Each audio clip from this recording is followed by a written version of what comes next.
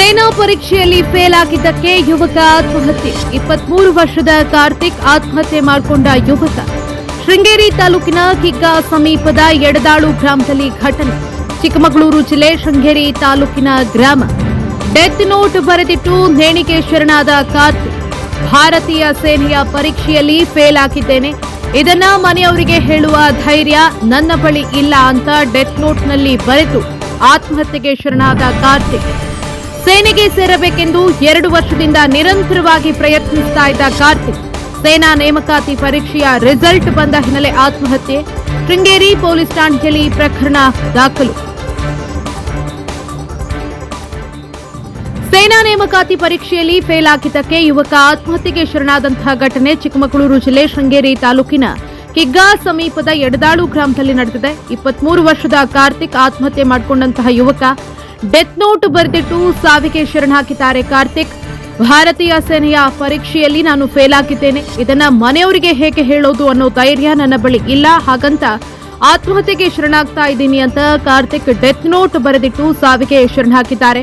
ಇನ್ನು ಸೇನೆಗೆ ಸೇರಬೇಕು ಅಂತ ನಿರಂತರವಾಗಿ 2 ವರ್ಷದಿಂದ ಪ್ರಯತ್ನವನ್ನ ನಡೆಸ್ತಾ ಇದ್ರು ಕಾರ್ತಿಕ್. ಆದ್ರೆ ಮೊನ್ನೆ ಸೇನಾ ನೇಮಕಾತಿಯ ಪರೀಕ್ಷೆಯ ರಿಸಲ್ಟ್ ಬಂದ ಸಂದರ್ಭದಲ್ಲಿ ಫೇಲ್ ಆಗಿದ್ರು. ಇದರಿಂದ ಮನನೊಂದು ಆತ್ಮಹತ್ಯೆಗೆ ಶರಣಾಗಿದ್ದಾರೆ. ಈ ಬಗ್ಗೆ ಶೃಂಗೇರಿ ಪೊಲೀಸ್ ಠಾಣೆಯಲ್ಲಿ ಪ್ರಕರಣ ದಾಖಲಾಗಿದೆ. ಪೊಲೀಸರು ತನಿಖೆಯನ್ನ ನಡೆಸುತ್ತಿದ್ದಾರೆ.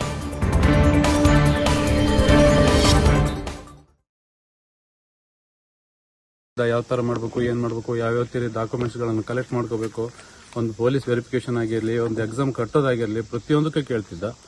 ಹಗಲೋ ರಾತ್ರಿ ಅಂತೆಲ್ಲ ಎಷ್ಟೊತ್ತಿಗಾದ್ರೂ ಕೇಳಿ ಅವ್ನು ನನ್ನ ಹತ್ರ ಮಾಹಿತಿ ತಗೊಂಡೆ ಮುಂದೆ ಹೋಗ್ತಿದ್ದ. ಅವನು ಚಿಕ್ಕಪ್ಪನೂ ಇದ್ದಾರೆ ಪೊಲೀಸಲ್ಲಿ, ಅವರು ಸ್ವಲ್ಪ ಇವತ್ತು ತುಂಬಾ ಇದಾಗಿದ್ದಾರೆ, ಅವನು ತೀರ್ಕೊಂಡಿದ್ರಿಂದ. ನಾವಿಬ್ರು ಮಾಜಿ ಸೈನಿಕರಿದ್ದೀವಿ.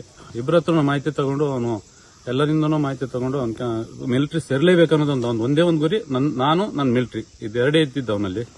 ಆದ್ರೆ ಅವನಿಗೆ ಏನಾಗಿದೆ ಅಂತ ಹೇಳಿದ್ರೆ, ಅಮ್ಮನಿಗೆ ನಾನು ಪಾಸ್ ಆಗಿ ಮಿಲಿಟರಿ ಸೇರ್ತೀನಮ್ಮ ಅಂತ ಮಾತು ಕೊಟ್ಟಿದ್ದ. ಆ ಮಾತನ್ನ ನಾನು ಉಳಿಸ್ಲಿಕ್ಕಾಗಿಲ್ಲ ಅನ್ನೋ ಕಾರಣದಿಂದಾಗಿ, ಅಮ್ಮನಿಗೆ ದ್ರೋಹ ಮಾಡಿದ ಅನ್ನೋ ಕಾರಣದಿಂದಾಗಿ ಅವನು ಆತ್ಮಹತ್ಯೆ ಮಾಡ್ಕೊಂಡಿದ್ದಾನೆ. ಪ್ರತಿದಿನ ಅವನು ಬೆಳಗ್ಗೆ ಮುಂಚೆ ಎದ್ದು ಮನೇಲಿ ಕೆಲಸ ಮಾಡಿ, ಕೂಲಿ ಕೆಲಸಕ್ಕೆ ಬಂದು 3 ಗಂಟೆಗೆ ಬಂದು, ಆಮೇಲೆ ರನ್ನಿಂಗು ಜಾಗಿಂಗ್ ಎಲ್ಲ ಮಾಡಿ ಬಂದು, ಆಮೇಲೆ ಸ್ಪೋರ್ಟ್ಸಿಗೆ ಹೋಗಿ, ಆಮೇಲೆ ನನ್ನ ಅಣ್ಣನ ಮಗನೊಂದು ಹಾಳೆ ಫ್ಯಾಕ್ಟರಿ ಇದೆ, ಆ ಫ್ಯಾಕ್ಟರಿಲಿ ರಾತ್ರಿ 11 ಗಂಟೆಗೆ ಕೆಲಸ ಮಾಡ್ತಿದ್ದ. ಅವನ ಜೀವನಕ್ಕೆ ಅವನು ದುಡಿತಿದ್ದ. ಅವನ ತಾಯಿ ಸಾಕೋ ತಾಕತ್ತು ಅವನಿಗಿತ್ತು. ನನಗೆ ಒಂಥರ ಬಲಗೈ ಆಗಿದ್ದ ಕಾರ್ತಿಕ ಇವತ್ತು ಇಲ್ಲ ಅಂತಂದ್ರೆ ನನಗೆ ನಿಜವಾಗ್ಲೂ ನಂಬಕ್ಕಾಗ್ತಿಲ್ಲ. ಅವನ ನನಸಾಗಿಲ್ಲ ಅನ್ನೋ ಒಂದೇ ಕಾರಣಕ್ಕೆ ಇವತ್ತು ಆತ್ಮಹತ್ಯೆ ಮಾಡ್ಕೊಂಡಿದ್ದಾನೆ. ಅವನು 10th ಆದ ತಕ್ಷಣ ಹೇಳ್ತಿದ್ದ, ನಾನು NC ಸೇರ್ಬೇಕಣ್ಣ, ನಾನು ಅದಕ್ಕೆ JCBM ಕಾಲೇಜ್ ಸೇರಿ ಬರ್ತೀನಿ, ನಾನು ಮಿಲಿಟ್ರಿಗೆ ಹೋಗಬೇಕು, ಮಿಲಿಟ್ರಿ ಜಾಯ್ನ್ ಆಗಬೇಕು, ಯಾಕಂದ್ರೆ ಅವ್ರು ಚಿಕ್ಕಪ್ಪನೇ ಮಿಲಿಟ್ರಿ. ಆ ಕನಸು ಅವನಲ್ಲಿತ್ತು. ಅದಕ್ಕೆ ಅವ್ನು ಡಿಗ್ರಿ ಮುಗಿದ ತಕ್ಷಣ C ಸರ್ಟಿಫಿಕೇಟ್ ಆಗಿ ಅವನಿಗೆ ಏನೇನು ಕೆಲಸ ಸಿಗಬೇಕು ಅನ್ನೋ ಅಷ್ಟರಲ್ಲಿ ಅಗ್ನಿಪಥ್ ಬಂದಿದ್ದರಿಂದ ಹಳೆ ಎಲ್ಲ ಇದು ಕ್ಯಾನ್ಸಲ್ ಆಯಿತು. ಅದಾದಮೇಲೆ ಒಂದು 5-6 ಎಕ್ಸಾಮ್ ಡೆತ್ ನೋಟ್ಲು ಅವನೇ ಬರೆದಿದ್ದಾನೆ. ಅವನು PC ಕಾನ್ಸ್ಟೇಬಲ್ ಎಕ್ಸಾಮ್ ಬರ್ದ, GD ಎಕ್ಸಾಮ್ ಬರ್ದ, ಆಮೇಲೆ CRPF ಎಕ್ಸಾಮ್ ಬರ್ದ, ಎಲ್ಲವೂ ಫೇಲ್ ಆಯಿತು.